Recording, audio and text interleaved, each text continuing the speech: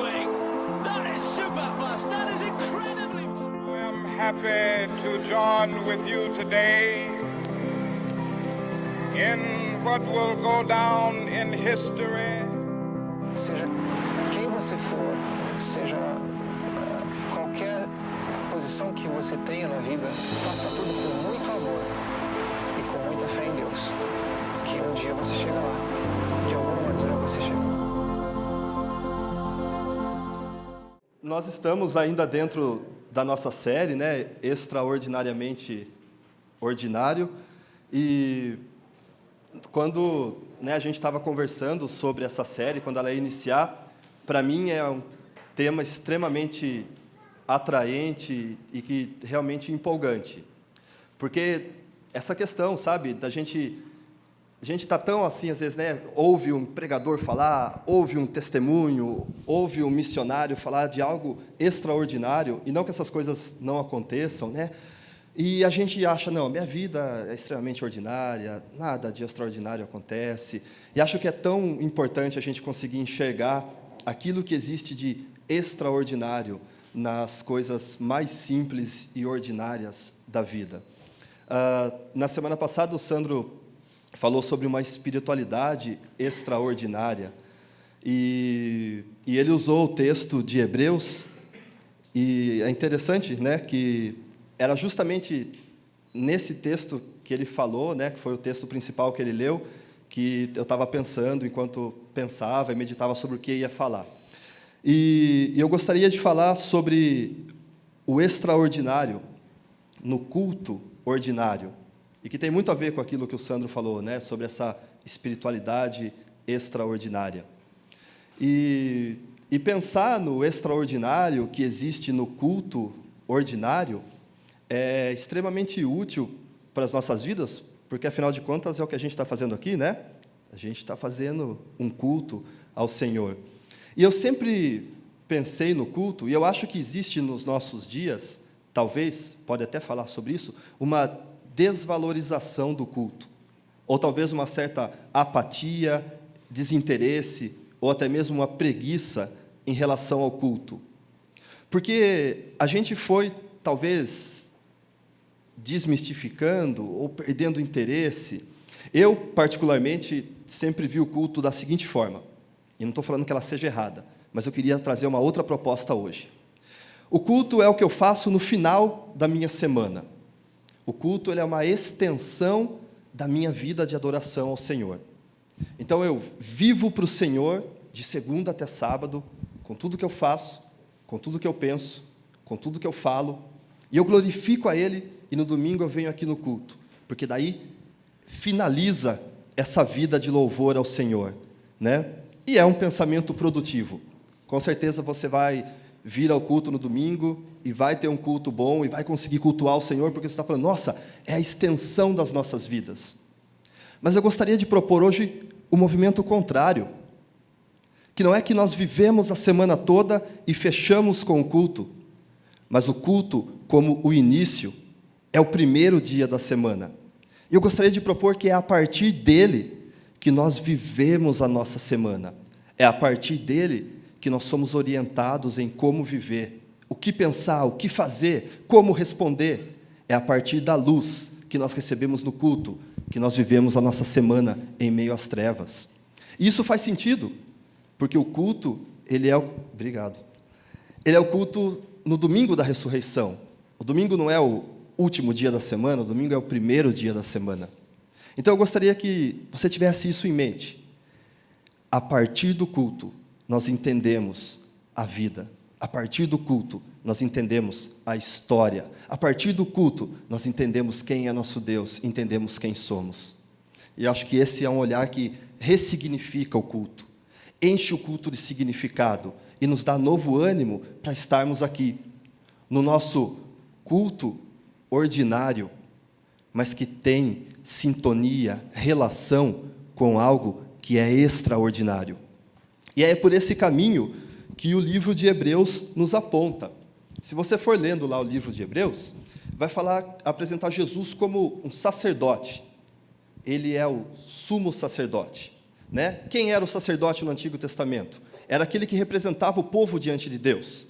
Ele entrava uma vez por ano no lugar mais santo do templo para oferecer ofertas pela sua própria vida, pelos seus próprios pecados e pelos pecados do povo, para que tivesse acesso a Deus, para que os pecados fossem perdoados, para que o povo pudesse ter uma nova relação com Deus. E Hebreus vai falar que tudo aquilo que acontecia na terra, todo esse santuário, todos esses rituais, o sacerdote, as ofertas, tudo é uma cópia e uma sombra de um verdadeiro santuário que está no céu.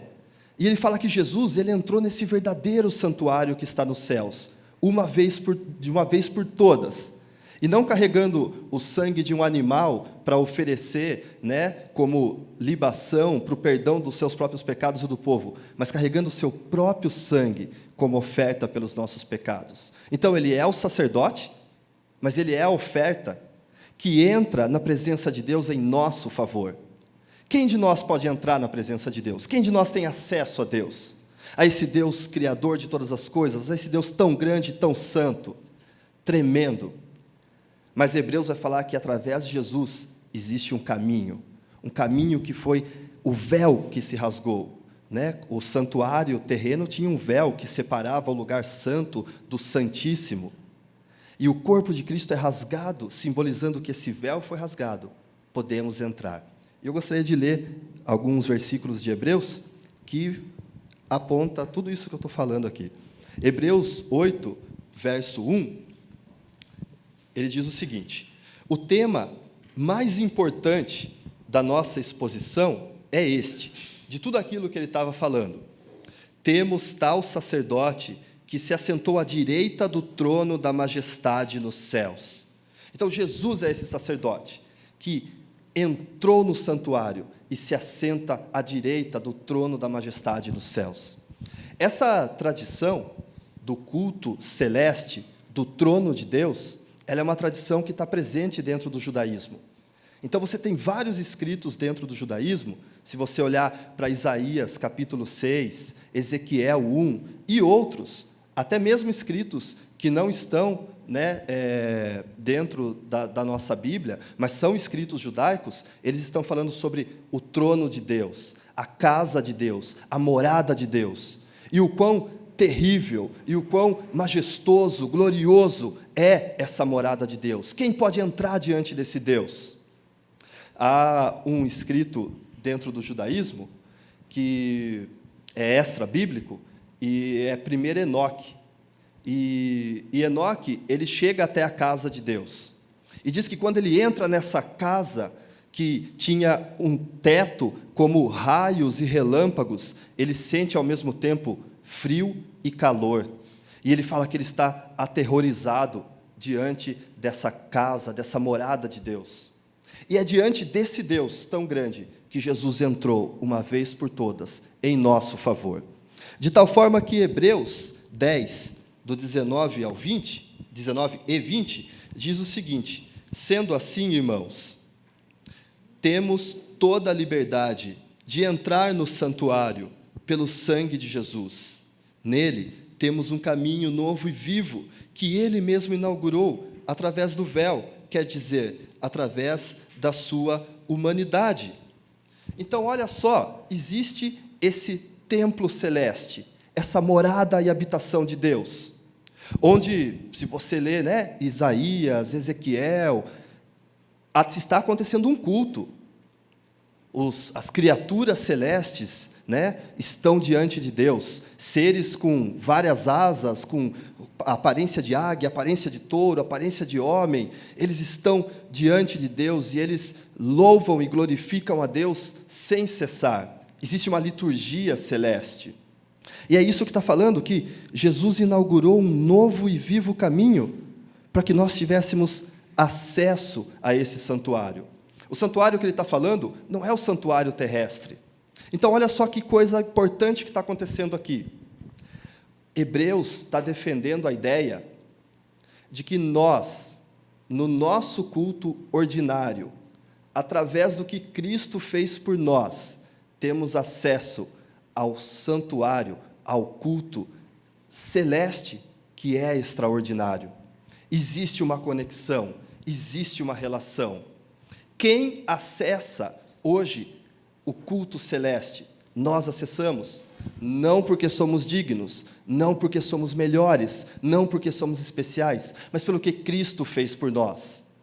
É lógico que um dia, isso também é futuro, nós estaremos diante de Deus, na habitação de Deus. Apocalipse não fala? Ao vencedor, farei dele uma coluna no templo do meu Deus. Apocalipse não fala que é uma cidade vinda dos céus e que não há templo, porque o Senhor é o seu templo. Então nós estaremos diante do Senhor. Mas o que o texto está sugerindo é que nós já temos acesso em antecipação a esse futuro. Entende? Hoje, aqui, nós temos acesso em antecipação a esse futuro prometido e esperado. Então, o nosso culto ordinário, ele ganha um ar e uma importância de algo extraordinário. Tudo aqui é ordinário. Nós somos ordinários, essas paredes são ordinárias, esse som é ordinário, tudo aqui.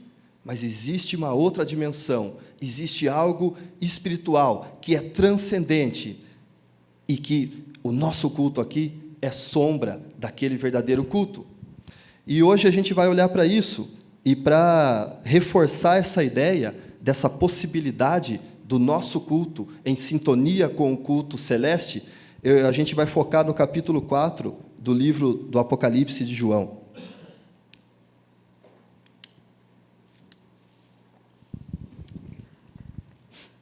A ideia é que, no nosso culto ordinário, nós nos aproximamos de tal forma das realidades celestes que elas já se fazem presentes em nossas vidas.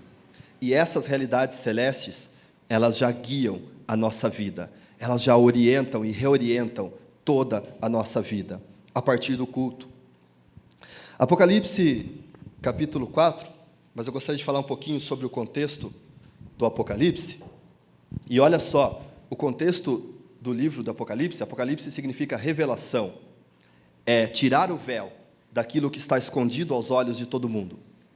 E a ideia é que aonde esse véu é tirado, aonde essa revelação acontece, ela acontece através do Espírito Santo, a gente vai ver João falando muito nisso, mas ela acontece no culto. É no culto que nós podemos ver, sentir e experimentar o que lá fora ninguém está conseguindo ver. E o contexto do Apocalipse, como eu disse, ele é totalmente um contexto de culto. O verso 3, somente a primeira parte do capítulo 1 do Apocalipse, diz o seguinte, a introdução: feliz o leitor e os ouvintes das palavras dessa profecia. Então, olha só que interessante, o leitor e os ouvintes. Então, a ideia é que esse livro foi escrito para que uma pessoa lesse, num contexto da reunião dos cristãos, num contexto do culto, e os outros ouvissem. Porque, naquela época, nem todo mundo tinha a sua própria Bíblia, mas fragmentos, a Bíblia ainda estava, o Novo Testamento, em formação. Então, você não tem uma cópia para levar para a sua casa. Você tem que ir lá no domingo, na reunião, ouvir o que vai ser lido e guardar e memorizar aquilo. O próprio livro do Apocalipse, ele não está formado como nós temos hoje, mas talvez ele ainda está fragmentado como pequenos panfletos.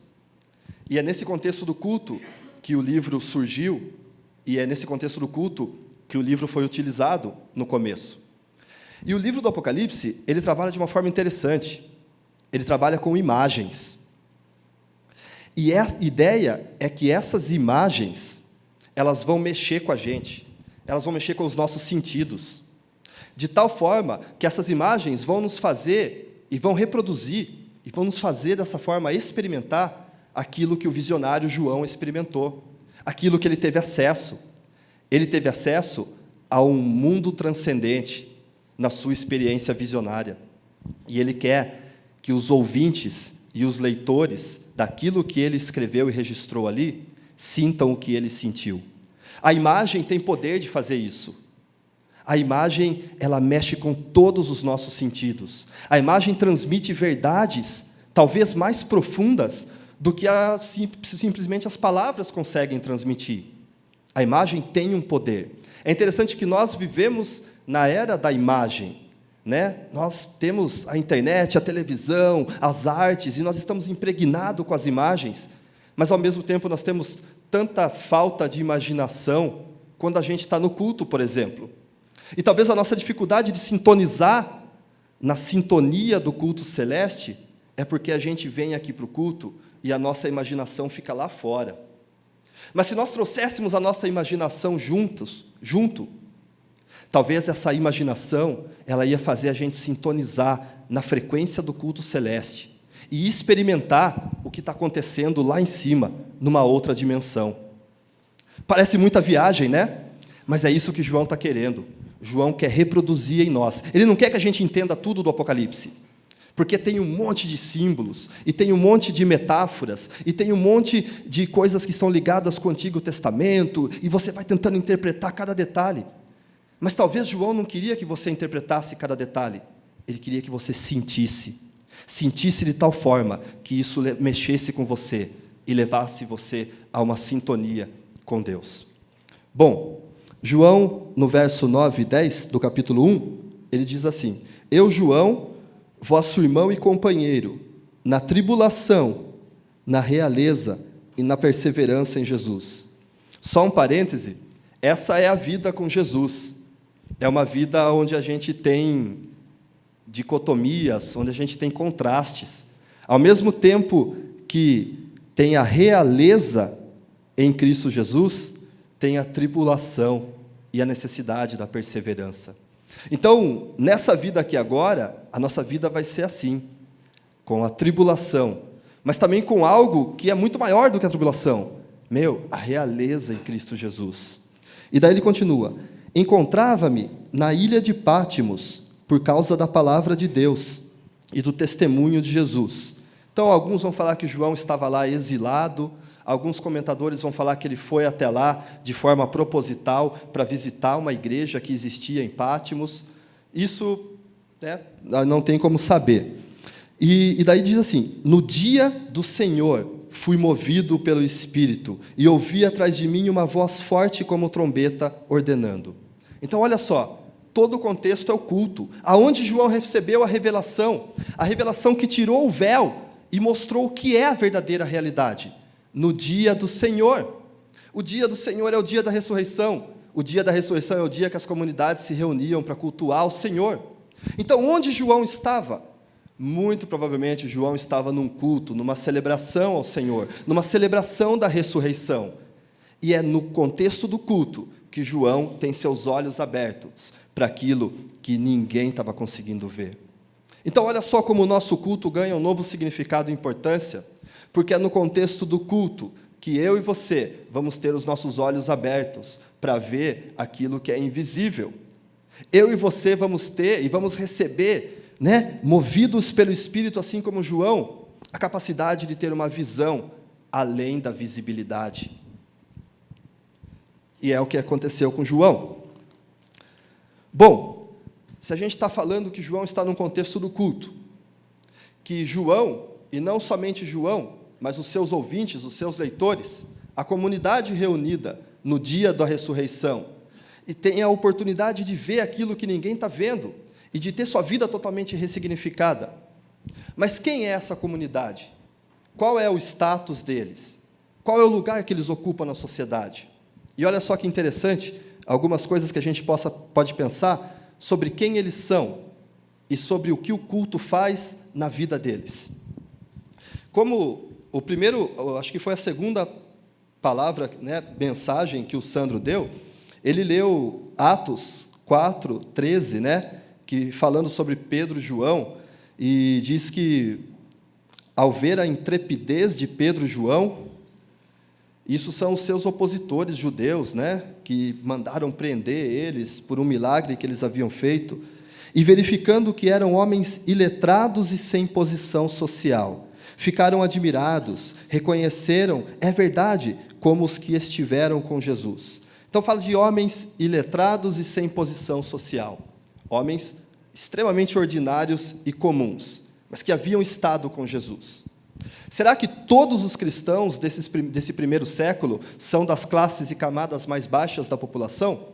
Se você for vendo os indícios, ouvindo os comentadores e até mesmo lendo as pistas que o Novo Testamento nos deixa, a verdade é que não, que você vai ter cristãos de várias camadas da sociedade.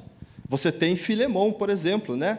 Que ele tem um escravo. Paulo está escrevendo justamente para Filemão, para que ele liberte, para que ele receba Onésimo, seu escravo fugitivo. Então, Filemão, ele tem certa posição social.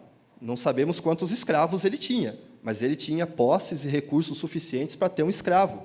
Você tem outros irmãos que eram patrocinadores da igreja, tinham uma casa grande o suficiente para receber a reunião, investiam, né, financeiramente na vida dos missionários, né, do próprio Paulo.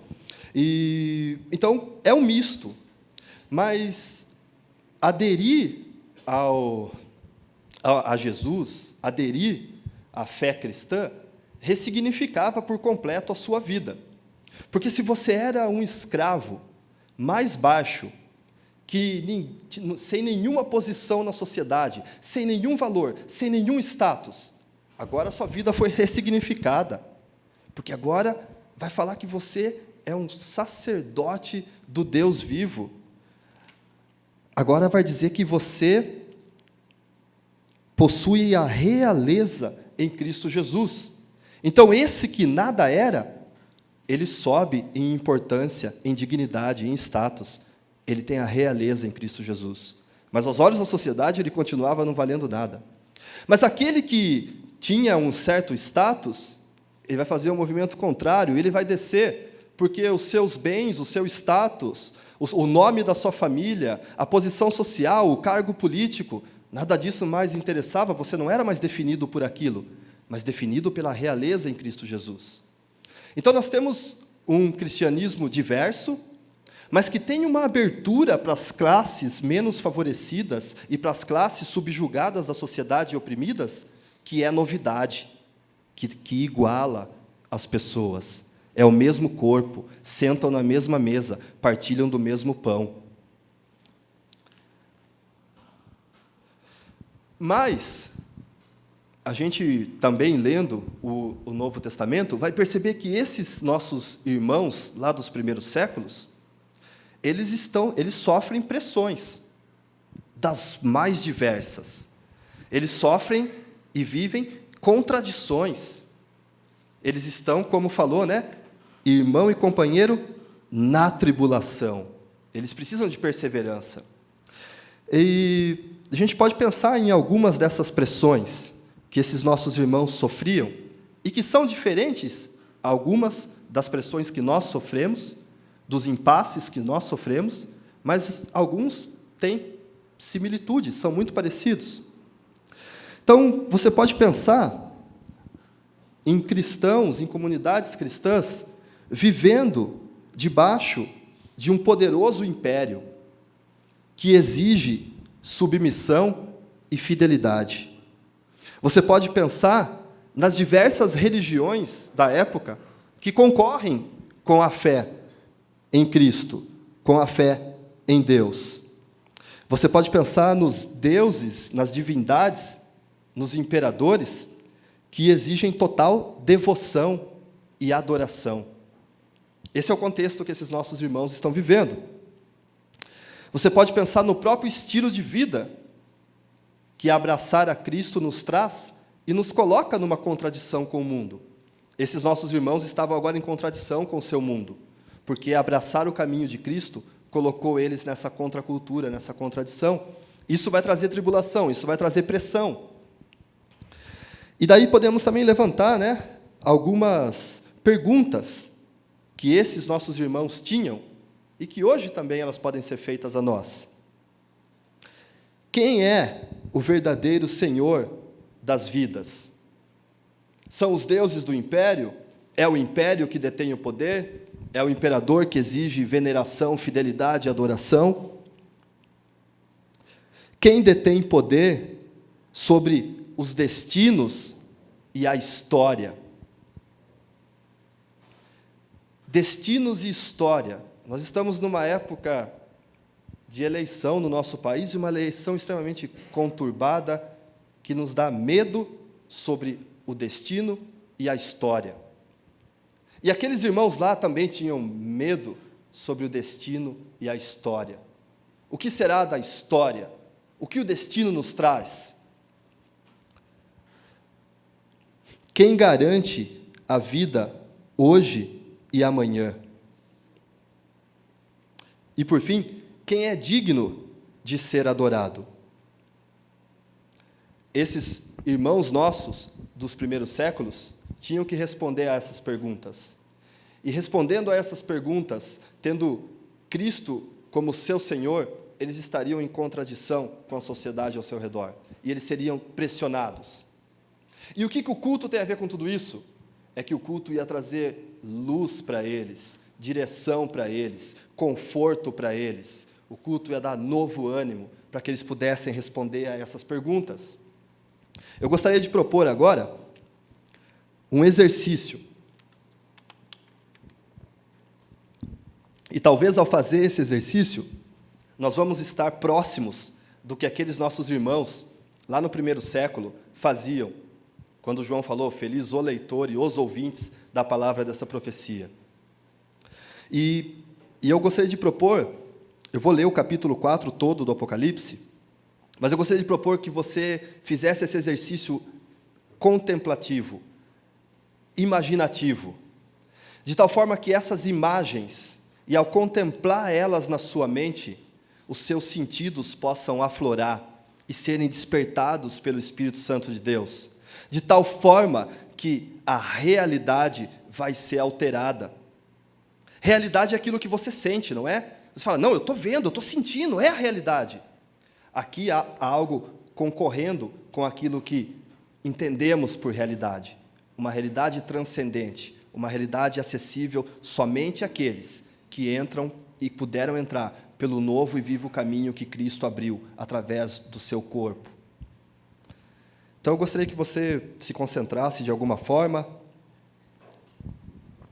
Isso não é nenhum exercício místico e maluco, nada disso, mas é a gente pensar no poder que essas imagens têm de ressignificar nossas vidas. E eu vou fazer a leitura. Não importa se você não entende tudo, talvez aqui o mais importante é contemplar e sentir do que entender. Depois disso, tive uma visão. Havia uma porta aberta no céu. E a primeira voz que ouvira falar-me, como trombeta, disse: sobe até aqui, para que eu te mostre as coisas que devem acontecer depois destas. Fui imediatamente movido pelo Espírito, e eis que havia um trono no céu, e no trono alguém sentado.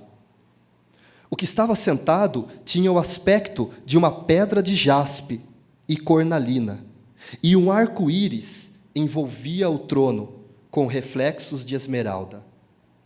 Ao redor desse trono estavam dispostos 24 tronos, e neles assentavam-se 24 anciãos, vestidos de branco e com coroas de ouro na cabeça. Do trono saíam relâmpagos, vozes e trovões, e diante do trono ardiam 7 lâmpadas de fogo, são os 7 Espíritos de Deus. À frente do trono havia como que um mar vítreo, semelhante ao cristal. No meio do trono e ao redor estavam 4 viventes, cheios de olhos pela frente e por trás.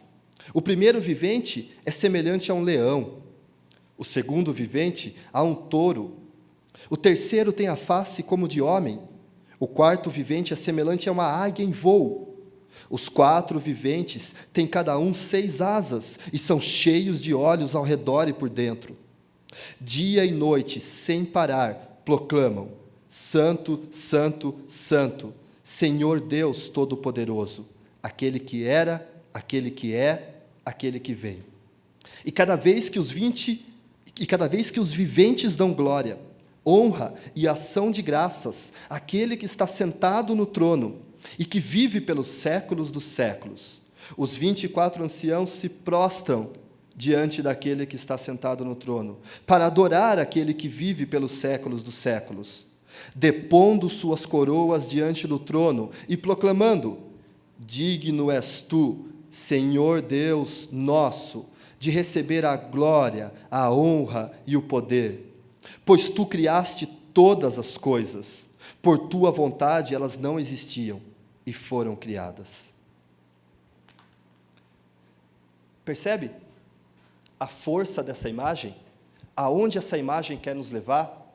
Ela quer tirar o véu e nos mostrar aquilo que é a realidade, de tal forma que não o que nós vemos lá fora e sentimos lá fora, mas aquilo que experimentamos aqui, no dia do Senhor, no domingo da ressurreição, guia e pauta nossas vidas. Com isso, eu não estou dizendo que desaparece o nosso culto caseiro, né? Ou a nossa reunião de grupo pequeno, ou o seu tempo sozinho com Deus, de estudar, de meditar, de oração, nada disso. Mas com isso a gente está dizendo que existe uma revalorização da nossa reunião aqui para cultuar o Senhor, juntos, o Senhor que habita em nós. E a Bíblia vai desenvolver a ideia de que nós somos esse templo de Deus, individualmente, porque habita em nós, mas coletivamente, porque somos como pedras vivas, colocadas juntas para construir uma casa para Deus. Então, a gente não está anulando nada disso, mas a gente está falando que o que nós estamos fazendo aqui, sim, é algo extraordinário, em meio a uma rotina e uma vida ordinária. Eu gostaria de comentar, não todo o texto, né? Mas algumas coisas importantes que essa visão pode nos oferecer dentro de tantas outras.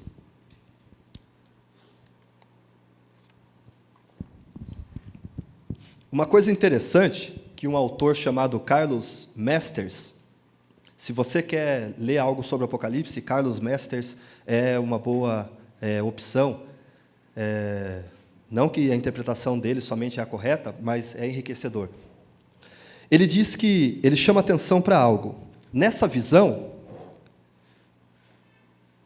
é descrito o trono de Deus, mas não é descrito a pessoa de Deus. Porque Deus é tão grande e tão inacessível que as palavras humanas não são suficientes para descrevê-lo. Então, nessa visão, nós estamos tendo uma descrição do culto celeste, do trono de Deus. Mas aquele que está sentado no trono, ele é muito inacessível, ele é o totalmente outro.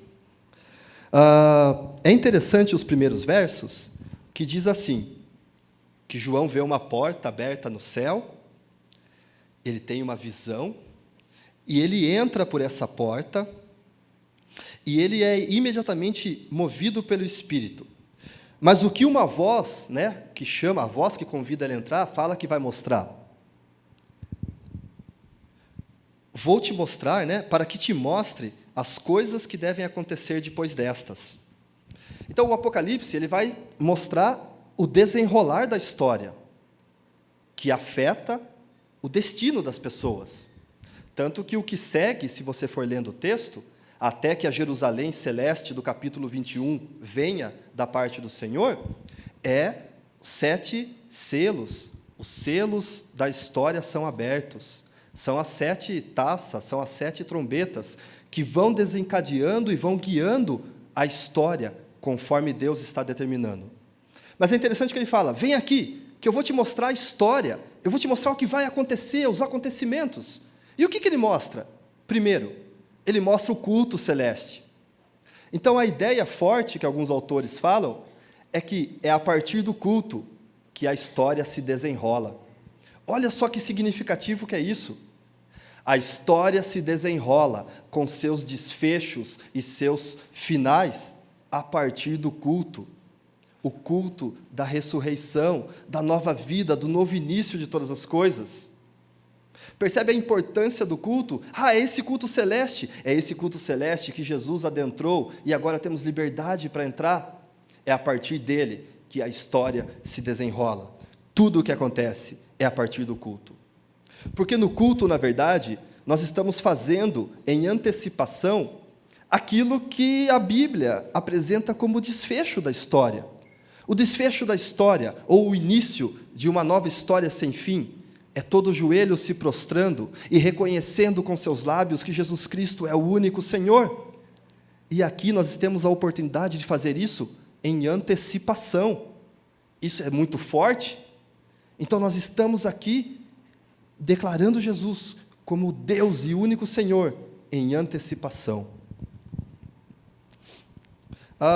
Uma coisa interessante, né, que o Sandro falou na semana passada, e ele falando sobre essa questão de que nós não podemos transformar o mundo, né, e é certo até mesmo arrogância nossa achar que nós vamos transformar o mundo, porque o mundo só será de fato transformado, conforme a esperança cristã, com a volta de Cristo, onde tudo vai ser renovado e, enfim, consumado. Ele disse que, por isso, nós não vamos ficar também com os nossos braços cruzados, mas em antecipação a esse mundo novo de Deus, nós já nos dispomos para, na medida do possível, trazer algo do futuro para cá. Então, ele disse, nós não transformamos o mundo, nós vivemos à luz do mundo vindouro e ansiamos por ele. E eu fiquei pensando nessa relação disso com o culto. Então, nós não podemos transformar o mundo, mas no culto, nós celebramos em antecipação o que será do destino do mundo. Então, nós estamos aqui, em meio a um mundo ordinário, que nos fere com a injustiça, que nos fere com o pecado, que nos fere com tanta escuridão, celebrando em antecipação, sim, o novo mundo de Deus. Isso deveria tirar toda a nossa preguiça do culto. Isso deveria nos trazer tamanha empolgação cada vez que chegar o dia do culto, porque é uma celebração de vida, e é ela que nos dará o fôlego para vivermos a nossa semana. Nós encontramos nesses primeiros capítulos 2 hinos, né, que são dirigidos ao Senhor. E o primeiro deles está no verso 8, e diz assim: os 4 viventes têm cada um 6 asas, e são cheios de olhos ao redor e por dentro, e dia e noite, sem parar, proclamam: Santo, Santo, Santo, Senhor Deus Todo-Poderoso, aquele que era, aquele que é e aquele que vem. Esse Santo, Santo, Santo, ele é encontrado lá em Isaías, né, na vocação de Isaías, no capítulo 6. Isaías também vê seres que estão diante do trono em culto celeste, proclamando Santo, Santo, Santo. E é interessante que esse Santo, Santo, Santo, a gente sempre remete como um atributo moral de Deus. Deus é santo, porque Deus não peca e não pode pecar. E é verdade, esse Santo, Santo, Santo traz o atributo moral de Deus. Mas existe um autor chamado Rudolf Otto, e ele propõe que esse Santo, Santo, Santo, que os seres dia e noite proclamam ao Senhor, não se limita somente aos aspectos morais do Senhor, mas ao ser e à essência de Deus. Deus é o totalmente outro. Deus carrega algo de arrepiante, de tremendo, de avassalador, de assombroso. O quanto que essas visões não são assombrosas e terrificantes, e nos enche de terror. Seres com 4 asas e muitos olhos, e aparência de touro, de águia, e que voam ao redor do trono do Senhor. Alguém que está sentado no trono, envolto em um arco-íris, mas um trono que brilha como uma pedra preciosa. Se você ler o capítulo 1 do Apocalipse de João, você vai encontrar João descrevendo algo sobre essa questão do assombro, do terror. Ele fala que ele ouviu uma voz e ele se voltou, e ele contempla o Cristo ressurreto e glorioso. Diz que sua face brilhava mais do que o sol em todo o seu esplendor. Eu estava vindo de Piracicaba para cá hoje na estrada, e a gente viu o sol nascer. E eu falei para o Mig, olha só que legal, Mig, o sol está nascendo. E o sol estava vermelhinho nascendo lá. E dava para olhar para ele, porque ele estava nascendo. Dava para ver uma grande bola vermelha. Eu falei, nossa, Mig, que bonito. Mas não passou muito tempo, já não dava para olhar mais, porque ele embaçava a visão. Então, não dá para olhar para o sol com todo o seu esplendor, em todo o seu esplendor. João fala que o rosto de Jesus brilha mais do que o sol em todo o seu esplendor. E o que acontece com João quando ele contempla o Cristo glorioso e ressurreto? Ele cai como morto aos seus pés, de tal forma que Jesus tem que tocar nele e falar, não temas. Então, esse santo, santo, santo carrega algo de misterioso e tremendo, do Deus que é totalmente outro e que habita em luz inacessível. Há a tradição do Antigo Testamento, no judaísmo, de que ninguém pode ver ao Senhor e continuar vivo. Esse Deus que, ao mesmo tempo que assombra, fascina e nos atrai. E ao contemplar esse Deus, brota em nós um sentimento que nos coloca no nosso devido lugar e que nos situa diante do mundo e que salva nossas vidas. E o Rudolf Otto vai falar que é o sentimento de criatura. Você entende que você é criatura. Você entende que Ele é o totalmente outro. Você entende que vocês estão longe e afastados pela própria natureza de quem é esse Deus. E é esse Deus que Jesus entrou na presença com seu sangue, para que torne o nosso acesso favorável, podemos entrar livremente. Entende a grandeza desse Deus? De tal forma que Isaías, no verso 5 do capítulo 6, ele grita, ai de mim, estou perdido, com efeito sou um homem de lábios impuros e vivo no meio de um povo de lábios impuros, e os meus olhos viram o Rei, o Senhor dos exércitos, o Senhor Todo-Poderoso. Então, Isaías tem consciência do seu pecado, do pecado do seu povo? Sim, mas mais que isso, ele tem consciência de o quão criatura ele é diante desse Senhor Deus Todo-Poderoso. E esse ai de mim, mais do que talvez uma declaração pensada e bem planejada, é um impulso diante daquilo que assombra e enche de terror. Ai de mim, como um impulso impensado que brotou lá de dentro de Isaías. No Hebreus 29, verso 29 do capítulo 12, diz que o nosso Deus é um fogo abrasador. A segunda declaração do que esses seres estão cantando diante do Senhor é que Ele é o Todo-Poderoso.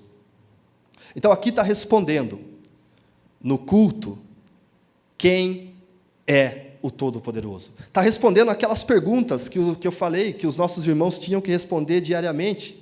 Então é no culto que nós vamos ter a resposta daquilo que nos aflige e nos afronta diariamente. Ele é o Todo-Poderoso. Quem é o verdadeiro Senhor da terra? Ele é o Todo-Poderoso. Quem é o verdadeiro Senhor das vidas? Ele é o Todo-Poderoso. Quem detém poder sobre os destinos e a história? Quem garante o hoje e o amanhã? Quem é digno de ser adorado? Ele é o Todo-Poderoso. E responde uma pergunta que os profetas começaram a fazer lá no Antigo Testamento, no exílio. Porque no exílio o que está em questão é se Deus é o Todo-Poderoso, é se Ele é quem Ele disse que era. Porque se Ele for esse Deus, como que Ele pôde permitir tamanha desgraça? Como que os deuses das outras nações puderam vencer, escravizar e subjugar, e trazer seu mundo, e não o mundo de Deus? E constantemente os profetas estão sendo desafiados a responder essa pergunta. E eles afirmam que não, Ele é o Todo-Poderoso. Nenhum império subiu ao poder, nenhum império teve a vitória, nenhum acontecimento da história aconteceu sem que o Todo-Poderoso permitisse, contra a sua vontade. Então, sim, Ele tem poder para salvar. Sim, Ele é capaz de salvar. Nesse primeiro hino, o último nome que Deus é chamado, ele é chamado de o Todo-Poderoso, e ele é chamado também de aquele que era, aquele que é e aquele que vem. Carlos Mester, né, o autor que eu citei, ele vai falar que esse era, é e vem está relacionado com a presença de Deus. E olhando, né, ele vai olhar para o original do hebraico, quando Deus está se revelando a Moisés lá atrás, e mesmo para o nome de Deus que era impronunciável, que é Yahvé, né, e para nós é Javé, mas que a raiz desse nome tem a ver com essa revelação de Deus. Quando ele pergunta, Moisés vai libertar o povo do Egito, e Deus está chamando ele para isso, e Moisés pergunta o seu nome, e ele diz que eu sou. Ele fala, mas que Deus é você? Se eles perguntarem, qual é o nome do Deus que enviou você para nos libertar? Você vai dizer que eu sou. E Moisés está temeroso, e antes disso, Deus vai falando, eu estarei com você, eu serei contigo, até que ele revela seu nome, eu sou. E o Carlos Mesters vai falar que isso diz respeito à presença de Deus. Deus era, Deus é e Deus vem. Presença cuidadora, presença libertadora, presença redentora a todo tempo. A presença de Deus conosco, independente do mundo ao nosso redor, a garantia da sua presença. Diante desse louvor, dessas 4 criaturas, os 24 anciãos, que estão com coroas, sentados em 24 tronos, na corte celeste, eles têm uma atitude diante desse louvor, que declarou o Senhor como o santo, o terrível, o tremendo, o arrepiante, o todo-poderoso, o Senhor da história, aquele que era, é e vem, e que está presente. Diante disso, a resposta deles, no verso 10. Os 24 anciãos se prostraram diante daquele que está sentado no trono, para adorar aquele que vive pelos séculos dos séculos, depondo suas coroas diante do trono, e proclamando, digno és tu, Senhor Deus, nosso, de receber a glória, a honra e o poder, pois tu criaste todas as coisas, por tua vontade elas não existiam e foram criadas. Se o culto terrestre, como Hebreus diz, era a sombra das realidades celestes, o que João pretende aqui é que a atitude dos anciãos diante do culto celeste guie e motive a nossa atitude. Se esses seres celestes, com tamanha dignidade, com tamanha glória, se prostram diante do Senhor e depõem diante dele as suas coroas, isso reflete o culto terrestre. Isso reflete o culto daquela comunidade lá do primeiro século, vivendo sobre a pressão de um grande império. Eles se prostram diante do Senhor e eles entregam tudo o que eles são diante do Senhor. Percebe o papel do culto numa sociedade onde você é espremido, numa sociedade onde você não vale nada, onde tudo foi tirado de você? E mesmo que você tenha posição, e mesmo que você tenha bens, tudo é relativizado diante do grande Deus. Eu estava pensando no culto dos nossos irmãos, os haitianos aqui atrás, e muitos de vocês já viram de manhã. É uma portinha pequena, e tem gente na calçada. E eles estão extremamente arrumados, com roupa social, sapato brilhando, e eu garanto para você que se você for conhecer a casa deles, com certeza, aquela é a melhor roupa que eles têm. Mas pensa nesses nossos irmãos, tudo foi tirado deles. Dignidade, prestígio, nome, o país, a nacionalidade, eles têm tão pouco. Quem eles são? Mas assim como nós, eles têm acesso, pelo novo e vivo caminho que Jesus abriu, a essa realidade transcendente, a esse culto celeste. E é isso que ressignifica as suas vidas. E é isso que mostra quem eles são. Quem eles são, sua identidade não está naquilo que a sociedade fala que eles são, ou que eu e você somos, mas está no acesso que eles têm ao culto. E é lá que é revelado quem eles são. Entende a importância desse culto? Entende o efeito desse culto diante, de uma sociedade que pressiona. É interessante que no Apocalipse vai falar que aqueles que vencerem vão receber do Senhor uma pedra branca com um novo nome escrito. Olha só, um novo nome. O nome é a dignidade, quem a pessoa é. Então, talvez lá fora ninguém sabe o seu nome, mas fala que lá no céu Jesus vai entregar uma pedrinha branca com o seu nome. Porque o seu valor não está naquilo que a nossa sociedade mostra.